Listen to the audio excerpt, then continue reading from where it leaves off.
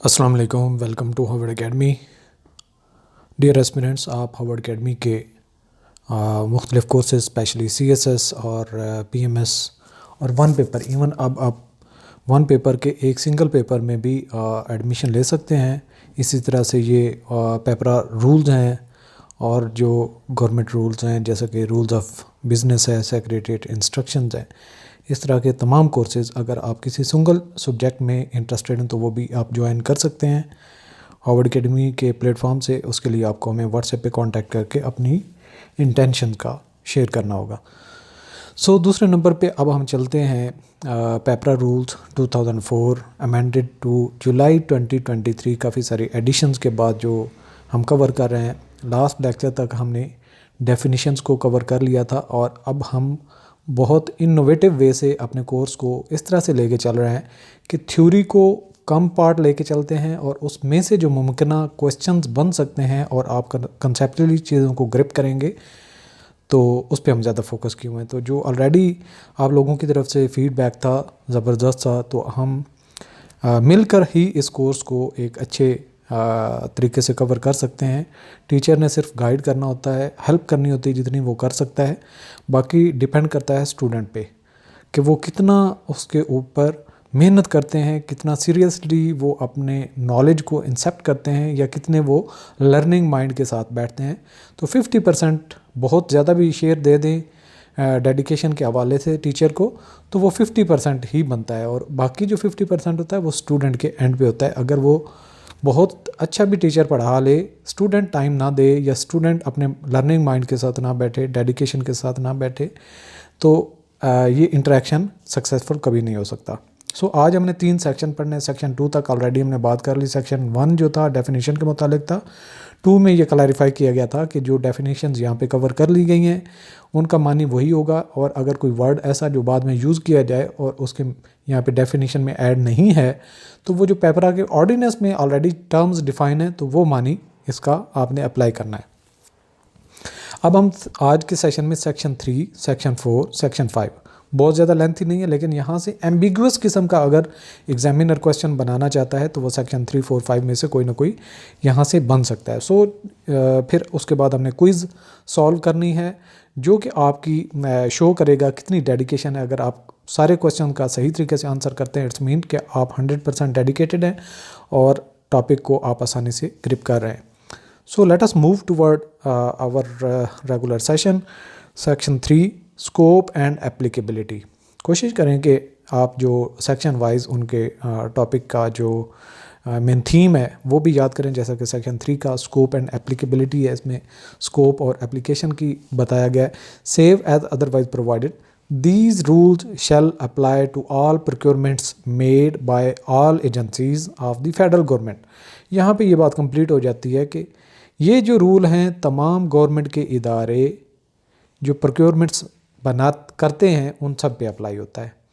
उसमें कोई मसला नहीं है कि वो विद इन पाकिस्तान है या आउटसाइड पाकिस्तान है। सिर्फ ये है कि वो फेडरल गवर्नमेंट का इदारा है और प्रोक्योरमेंट कर रहा है, और वो विद इन पाकिस्तान हो या आउटसाइड पाकिस्तान हो तो वो सारी की सारी प्रोक्योरमेंट का जो प्रोसीजर है वो पेपरा के थ्रू करेगा, पेपरा उस पर लागू होगा।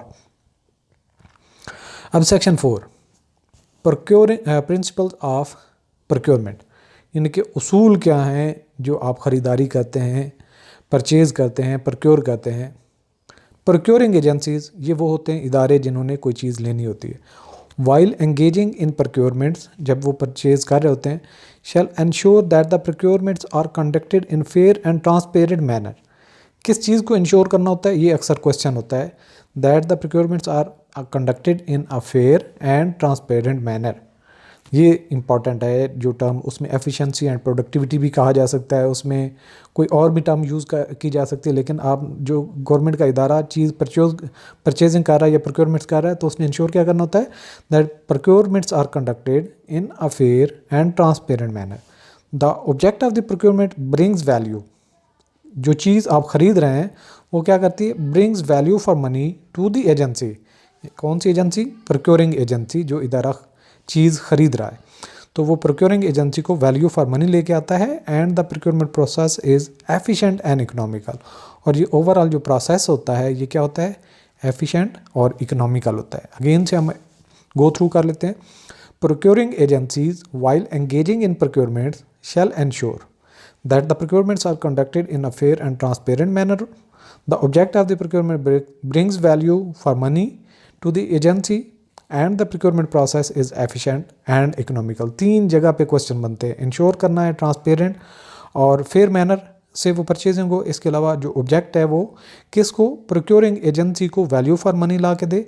एंड द प्रोक्योरमेंट प्रोसेस जो है ये क्या होगा, एफिशिएंट और इकोनॉमिकल होना चाहिए। एफिशिएंट और इकोनॉमिकल, फेयर एंड ट्रांसपेरेंट और वैल्यू फॉर मनी लेके आएगा उस एजेंसी के लिए जो प्रोक्योर कर रही है। यहाँ से 3 टॉपिक बनते हैं छोटे छोटे, जहाँ से क्वेश्चन घुमा के बन जाता है। अब आ जाता है जी सेक्शन नंबर 5। यहाँ पे हमें ये बताता है, सेक्शन नंबर 5 का टाइटल देखें तो इंटरनेशनल एंड नेशनल और international commitments of the federal government. यहाँ पे है international and inter governmental commitments of the federal government. Federal government है पाकिस्तान की फेडरल गवर्नमेंट, और अगर उसकी कमिटमेंट हो इंटरनेशनल किसी इदारे के साथ या बहुत सारे इदारों के साथ या किसी और गवर्नमेंट, किसी मुल्क की गवर्नमेंट के साथ कमिटमेंट की हो, तो फिर इस पेपरा रूल का स्टेटस क्या होगा। फेडरल गवर्नमेंट यानी कि जो पाकिस्तान की फेडरल गवर्नमेंट है, इसने अगर कोई कमिटमेंट की हो, कोई ट्रीटी साइन किया हो या कोई और मुआहदा हो, तो क्या वहाँ पे उस मुआहदे को हमने तरजीह देनी है या पेपरा के जो रूल्स हैं आपस में एक दूसरे को निगेट कर रहे हैं। यानी कि जो इंटरनेशनल एग्रीमेंट है या ट्रीटी है उसमें कुछ और कहा गया है और यहाँ पे जो पेपरा रूल है वो कुछ और कहता है। तो इस सूरत हाल में हम क्या करेंगे, हमें क्या चीज़ ज़्यादा प्रेफर करनी पड़ेगी, हमें किस चीज़ की तरफ रुझान करना पड़ेगा। क्या हम एग्रीमेंट तोड़ के पेपरा रूल को अप्लाई करेंगे या पेपरा रूल को पीछे कर देंगे और एग्रीमेंट पे या ट्रीटी जो भी किसी मुल्क के साथ है उसको हम तरजीह देंगे। बिल्कुल, ट्रीटी या एग्रीमेंट है उसको तरजीह देंगे, पेपरा पीछे आ जाएगा जब आप फेडरल गवर्नमेंट से बाहर किसी दूसरे मुल्क के साथ कमिटमेंट की बात करते हैं। Whenever these rules are in conflict with an obligation or commitment of the federal government arising out of international treaty or agreement with a state or states, एक स्टेट हो या बहुत सारी स्टेट्स हों, और any international financial institution, the provisions of such international treaty or agreement shall prevail to the extent of such conflict। तो ऐसे conflict की सूरत हाल में जो एग्रीमेंट होगा या जो इंटरनेशनल ट्रीटी होगा वो प्रिवेल करेगा, पेपरा रूल आप वायलेट कर सकते हैं। ये थे 3 सेक्शन। यहाँ से हमारे अब क्वेश्चन कितने बन सकते हैं देखते हैं। क्वेश्चन नंबर 1, 2, 3, 4, 10 क्वेश्चन यहाँ से हमने निकाले हैं घुमा फिरा के। तो अब आपने इस पर बेहतरीन कोशिश करनी है कि आप सारे क्वेश्चन के आंसर करें। What is the scope of application for the mentioned rules. इनकी एप्लीकेशन कहाँ पे होती है, ये जो मैंशनड रूल हैं यानी कि पेपरा rules. Only applicable to procurement within Pakistan. B. Applicable to procurements made by federal agencies within Pakistan. Option C. Applicable to international procurements only. Option D. Applicable to state level procurements. Right option is B. Applicable to the procurements made by federal government within Pakistan. तो यहाँ पे एक question है कि जो federal government जो purchasing कर रही है और अगर कोई फेडरल गवर्नमेंट का इदारा आउटसाइड पाकिस्तान है तो भी अगर वो फेडरल गवर्नमेंट के अंडर है तो वो विद इन पाकिस्तान भी होगा, आउटसाइड पाकिस्तान भी होगा। लेकिन अगर फेडरल गवर्नमेंट की अपनी कमिटमेंट्स हैं और उसमें इंटरनेशनल ट्रीटी आ जाता है या एग्रीमेंट आ जाता है तो फिर इंटरनेशनल एग्रीमेंट या जो ट्रीटी है वो प्रिवेल करेगा और PEPRA rules within Pakistan apply होगा जब विद इन पाकिस्तान की बात हो रही है। और अगर पाकिस्तान का कोई इदारा बाहर से कुछ परचेजिंग कर रहा है तो आउटसाइड भी वो अगर सिचुएटेड है तो वो उस तरीक़ेकार के ऊपर अमल दरामद करेगा। Question number 2, what is the primary principle emphasised for procurements. Principle की बात हो रही है। A. Exclusivity in procurement procedures. B. Transparent and fair conduct of procurements. C. maximum profitability for the procuring agencies. Option D. Exclusive focus on economical consideration. Right option is B. Transparent and fair conduct of procurements. Question number 3. What is the main objective when engaging in procurement according to the text? Option A है maximising profits for procuring agency, B achieving international standards in procurement procedure, C ensuring transparency and value for money, option D promoting intergovernmental commitments. Right option is C, ensuring transparency and value for money. Question number 4. What is the rules stance when in conflict with international commitments? Option A, the international commitments are disregarded. Option B, the provisions of the rule take procedure. Option C, the provisions of the international treaty take procedure. Option D, a new agreement is negotiated to resolve the conflict. Option C is right option, the provisions of the international treaty take procedure. यानी कि उनको तरजीह दी जाएगी, किसको? International treaties को. Question number 5. Which agencies do these rules apply to? किन agencies पे ये रूल अप्लाई होते हैं? Only federal government agencies within Pakistan. Option B, federal and state level agencies within Pakistan. Option D, C, only international agencies. Option D, federal agencies within and outside Pakistan. तो federal government की agencies होनी चाहिए, purchase करनी है with in Pakistan या outside Pakistan.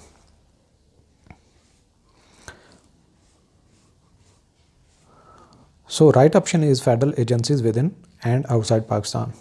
Question number 6. What is the underlying principle for conducting procurement? Option A, minimal expenditure in the procurement process. Option B, achieving economic and financial gains. Option C, fairness, transparency and efficiency. Option D, exclusive focus on international commitments.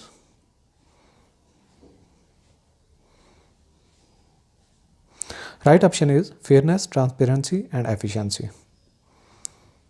Question number 7. In case of conflict between the international rules and international commitments, which prevails? Option A, the rules always prevail. Option B, international commitments are completely disregarded. Option C, the provisions of international commitments prevail. Option D, a legal review is conducted to determine the outcome. Right option है C, the provisions of international commitments prevail. पहले हमने international treaty की बात की थी, यहाँ पे international commitments की बात हो रही है, तो ये भी ऊपर होती हैं. Question number 8. What is the requirement for procurement to bring value for money? Option A, it should be the lowest cost option. Option B, it should provide the highest quality goods services. Option C, it should be cost effective and beneficial. Option D, it should align with international standards. Right option is C, it should be cost effective and beneficial. Question number 9. Which level of government agencies does the text specifically mention? Option A, federal agencies only. B, provincial agencies only. C, both federal and provincial agencies. Option D, local government agencies. Right option is federal agencies only. Question number 10. What does the term economical refer to in the procurement process? Option A, it refers to using the least amount of resources. Option B, it refers to the conducting the procurement process quickly. Option C, it refers to complying with international financial regulations. Option D, it refers to achieving the highest cost savings.